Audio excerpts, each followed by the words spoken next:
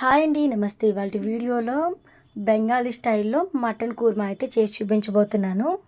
ఈ మటన్ కూర్మా రోటీలోకైనా రైస్లోకైనా చాలా బాగుంటుందండి. రెసిపీ ప్రాసెస్ కూడా చూసేద్దాం పదండి. ఇక్కడ మనం ఒక చిన్న ప్రిపరేషన్ చేసుకోవాల్సి ఉంటుంది. అందుకోసం ఒక మిక్సింగ్ బౌల్ తీసేసి శుభ్రంగా కడిగిన మటన్ అయితే వేసేసుకోవాలి. మటన్ వేసుకున్న వెంటనే సాల్ట్ అయితే వేసుకోవాలండి. ఆ తర్వాత పావు టేబుల్ స్పూన్ పసుపు అయితే యాడ్ చేసేసుకొని నెక్స్ట్ వచ్చేసి పెరుగు అయితే యాడ్ చేసేసుకోవాలి. పెరుగు అయితే ఇక్కడ ఒక అరకప్పు వరకు యాడ్ చేసేసుకోండి, సరిపోతుంది. అలానే ఒక 2 టేబుల్ స్పూన్ల వరకు కారం అయితే యాడ్ చేసేసుకొని ఆ తర్వాత ఇప్పుడు మనం వేసుకునే ఇంగ్రీడియంట్స్ అన్నీ కూడా చక్కగా మటన్ పీసెస్కి పట్టేలాగా కలుపుకోవాలండి. ఇలా కలుపుకున్న తర్వాత ఒక 30 నిమిషాల వరకు పక్కన పెట్టేసేయండి. మూత పెట్టి పక్కన పెట్టేయాలి. మటన్లో మనము పెరుగు కూడా వేసాం కాబట్టి టేస్ట్ అనేది చాలా బాగుంటుందండి. డెఫినెట్గా ఈ రెసిపీని అయితే ట్రై చేయండి. ఈ సండే ట్రై చేసి చూడండి. ఇక్కడ మటన్ అయితే మనం వేసుకున్న మసాలా ఇంగ్రీడియంట్స్ అన్నిటిలో కూడా ఒక అరగంట వరకు నానాలని చెప్పాను కదా.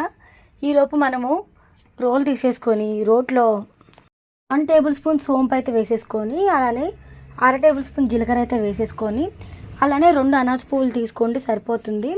నెక్స్ట్ వచ్చేసి యాలకులు అయితే ఒక 4-5 వరకు వేసుకోండి ఫ్లేవర్ కోసం. ఇప్పుడు ఈ మసాలా దినుసులన్నింటినీ కూడా చక్కగా పొడిలాగా చేసేసుకోవాలి, పొడి కట్టేసుకోవాలి. మీరు ఇదే ప్రాసెస్ని మిక్సీ జార్లో కూడా చేసేసుకోవచ్చు. రోట్లో రుబ్బడం ఈజీగా లేదు, కష్టంగా ఉంది అనిపిస్తే కనుక మిక్సీలో అయితే గ్రైండ్ చేసేసుకోవచ్చండి. ఇక్కడ రోట్లో రుబ్బితేనే టేస్ట్ అనేది బాగుంటుంది కాబట్టి నేను రోట్లో ప్రిపేర్ చేస్తున్నా. ఇక్కడ మసాలా పొడి అయితే చక్కగా ప్రిపేర్ అయిపోయింది కదా. ఇందులోనే నేను వెల్లుల్లిపాయలు తీసుకుంటున్నాను. సగం వెల్లుల్లిపాయ తీసుకొని దానికి తగ్గట్టుగా అల్లం ముక్క తీసుకోవాలి. అలానే 2 లేదా 1 పచ్చిమిర్చి సరిపోతుందండి. వేసుకొని మెత్తగా గ్రైండ్ చేసుకోవాలి. ఆల్రెడీ ముందుగా మసాలా రుబ్బాను కాబట్టి నేను రోల్ అయితే కడగకుండానే డైరెక్ట్గా మసాలా రుబ్బిన దాంట్లోనే అల్లం వెల్లుల్లి పేస్ట్ పచ్చిమిర్చి వేసి ప్రిపేర్ చేసేసాను. ఇప్పుడు మెయిన్ ప్రాసెస్ అనమాట. ఇప్పుడు మటన్ కర్రీ ప్రిపేర్ చేయడం కోసం స్టవ్ ఆన్ చేసి ప్యాన్ పెట్టేసి ఒక 4 టేబుల్ స్పూన్ల వరకు ఆయిల్ అయితే వేసుకోండి. ఈ కర్రీకి కొంచెం ఆయిల్ ఎక్కువ ఉంటేనే బాగుంటుంది. ఆయిల్ కాగిన తర్వాత 2 బిర్యానీ ఆకులు 2 ముక్కలుగా కట్ చేసుకొని వేసుకొని అలానే దాల్చిన చెక్క ముక్క అయితే వేసేసుకోవాలి. గ్రేవీ కోసం 4 లేదా 5 ఉల్లిపాయలు తీసుకొని సన్న ముక్కలుగా కట్ చేసుకొని వేసుకోవాలి.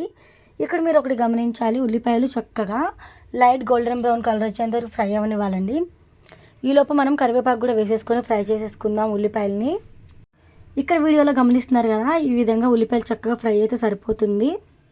నెక్స్ట్ అప్పటికప్పుడు రుబ్బి పెట్టుకున్న అల్లం వెల్లుల్లి పచ్చిమిర్చి కలిపి పేస్ట్ చేసుకున్నాం కదా, అది కూడా వేసేసుకోవాలి. ఈ పేస్ట్ వేసిన తర్వాత చక్కగా కలుపుకుంటూ ఫ్రై అవనివ్వాలండి. అల్లం వెల్లుల్లి పచ్చిమిర్చి నుంచి పచ్చివాసన అంతా పోయేంత వరకు చక్కగా ఫ్రై అవనివ్వాలి. ఈలోపు మనకి ఆనియన్స్ ఎక్కడైనా ఫ్రై అవ్వకుండా ఉండుంటే కనుక అవి కూడా చక్కగా ఫ్రై అయిపోతాయండి. నెక్స్ట్ వచ్చేసి మనం ముందుగా 30 నిమిషాల పాటు పక్కన పెట్టేసాము కదా మసాలాలు కలిపి. ఇప్పుడు కలిపి పెట్టుకున్న మటన్ అయితే వేసేసుకోవాలి. మటన్ వేసుకున్న తర్వాత ఈ విధంగా చక్కగా ఆయిల్లో కలుపుకుంటూ ఫ్రై అవనివ్వాలండి. మంటని ఇప్పుడు మనం హై ఫ్లేమ్లో ఉంచి 2 నిమిషాలు ఫ్రై అవనివ్వాలి. ఆ తర్వాత మూత పెట్టేసి మంటని అయితే ఇంకొక 2 నిమిషాలు హై ఫ్లేమ్లో ఉంచేసి ఫ్రై అవనివ్వాలి. నాకు ఇక్కడ మటన్ కొంచెం ముదురుగా ఉంది, సో ఎక్కువ టైం అయితే తీసుకుంటుంది అనమాట. మీకు లేత మటన్ అయితే ఒక 2 నిమిషాల్లోనే మూత పెట్టేసుకొని కుక్ చేస్తే ఉడికిపోతుందండి. ఇప్పుడు నేను ఉడికించిన తర్వాత మూత తీసి అబ్జర్వ్ చేసి ఈ విధంగా ప్రిపేర్ అయింది. నెక్స్ట్ అయితే పావు టేబుల్ స్పూన్ పసుపు అయితే వేసుకోవాలి. పసుపు అయితే వేసేసుకున్నాం కదా. ఆ తర్వాత మనము 2 టేబుల్ స్పూన్ల వరకు కారం అయితే యాడ్ చేసేసుకోవాలి. ఇప్పుడు కర్రీ మొత్తానికి సరిపడా సాల్ట్ అయితే వేసేసుకోవాలి. సాల్ట్ వేసుకున్నాం కదా. నెక్స్ట్ ఈ మసాలా ఇంగ్రీడియంట్స్ అన్నీ కూడా చక్కగా మళ్ళీ మటన్కి పట్టేలాగా కలుపుకోవాలన్నమాట. ఎప్పుడు ఒకేలా కాకుండా ఇలా కొత్తగా ట్రై చేయండి. ఇంటికి చుట్టాలు వచ్చినా లేదన్నా మీ ఇంట్లో వాళ్ళకైనా కూడా ఇలా చేసి పెట్టారంటే ఇష్టంగా తింటారు. రైస్లోకి రోటీలోకి బిర్యానీలోకి కూడా బాగానే ఉంటుందండి.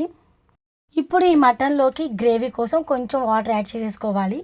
మీకు ఎంత గ్రేవీ కావాలి అనే దాన్ని బట్టి వాటర్ అయితే యాడ్ చేసేసుకోవాలి. నేను ఇక్కడ పెద్ద గ్లాసుడు వాటర్ అయితే యాడ్ చేసేస్తున్నానండి. ఇందులో టమాటో కానీ చింతపండు కానీ ఏమీ అవసరం లేదు. జస్ట్ ఇలా చక్కగా బాయిల్ చేసుకున్న తర్వాత వాటర్ యాడ్ చేసేసుకోవాలి గ్రేవీ కోసం. ఆ తర్వాత ఈ విధంగా ఒకసారి కలుపుకొని నేను ఎప్పుడైనా వెజ్ కర్రీలోకైనా నాన్ వెజ్ కర్రీలోకైనా ధనియాలు లవంగాలు యాలకులు కలిపి గ్రైండ్ చేసి పెట్టుకున్న మసాలా మాత్రమే వాడతాను. సో ఆ మసాలా పొడి నేను ఇక్కడ 1/2 టేబుల్ స్పూన్ వరకు వేసుకున్నానండి. ఆ తర్వాత మనము రోట్లో ప్రిపేర్ చేసుకున్న మసాలా ఏదైతే ఉందో ఆ మసాలా కూడా వేసేసుకోవాలి. ఇప్పుడు మసాలాలు వేసుకున్నాం కదా, ఒకసారి చక్కగా అంతా మిక్స్ అయ్యేలా కలుపుకొని ఆ తర్వాత కుక్కర్ మూత పెట్టేయాలి, విజిల్ పెట్టేయాలి. ఒక 3 విజిల్స్ వస్తే సరిపోతుందండి. మటన్ చక్కగా ఉడికిపోతుంది. ఆ తర్వాత మీరు అబ్జర్వ్ చేయొచ్చు, విజిల్ తీసిన తర్వాత ఈ విధంగా అయితే ప్రిపేర్ అయిపోయిందనమాట మటన్.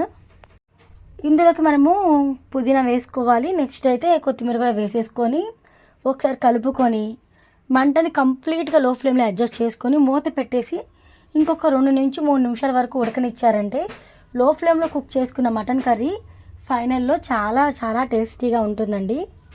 చివర్లో లో ఫ్లేమ్లో అడ్జస్ట్ చేసుకొని మటన్ అయితే కుక్ చేసాం కదా, సో మటన్ కర్రీ చాలా యమ్మీగా టేస్టీగా ప్రిపేర్ అవుతుంది.